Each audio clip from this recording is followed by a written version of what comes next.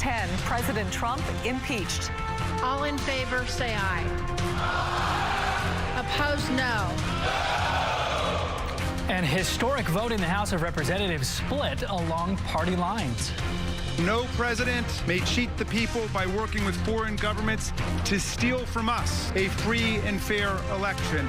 He is president today, he'll be president tomorrow, and he will be president when this impeachment is over. In the middle of it all, the president remaining defiant. It doesn't really feel like we're being impeached, do you? History being made tonight. President Donald J. Trump, the 45th president of the United States, now becomes the third American president to be impeached. Good evening, and thank you for joining us. I'm Jacob Rascone. Hello, I'm Dominique Soxa. Tonight, the House passed 2 articles of impeachment, abuse of power and obstruction of Congress.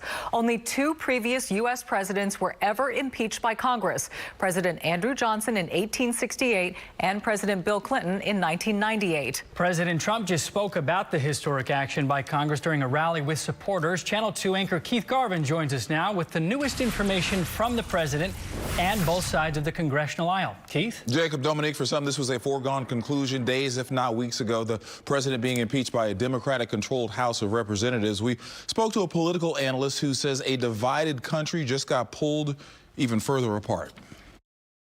Article 1 is adopted. And with that, President Donald Trump, the 45th president of the United States, became just the third to be impeached. The House of Representatives voted in favor of 2 articles to impeach the president after debating the issues for nearly 12 hours. The vote, like much of the debate, was sharply along party lines. Our oath of office requires us to impeach a president that abuses his power, whether he gets away with it or he gets caught. But if they had a bribe or if they actually had a crime, it'd be in the articles. Guess what? He doesn't have it. He can't put it in there. This is all fluff and circumstance because they can't get to the president. But at a rally in Battle Creek, Michigan, as the vote was taking place, President Trump went on the warpath against Democrats and seemed nearly unfazed at the historic news. We didn't lose 1 Republican vote, and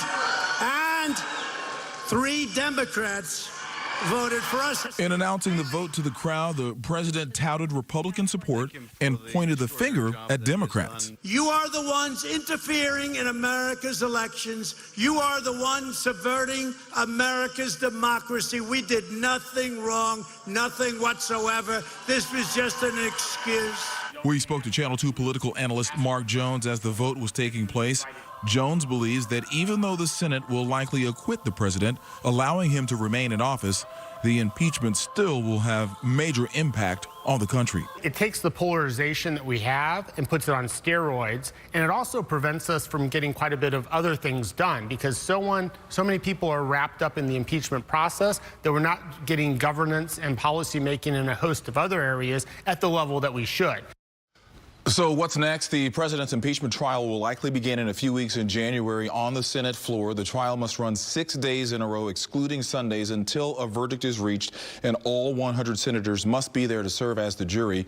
Chief Justice John Roberts will be the presiding judge. President Trump can, but most likely will not be in attendance. Keith Garvin, KPRC, Channel 2 News. Americans remain deadlocked over whether President Trump should be impeached and removed from office. A new national poll from NBC News and the Wall Street Journal, an exact split, 48% apiece.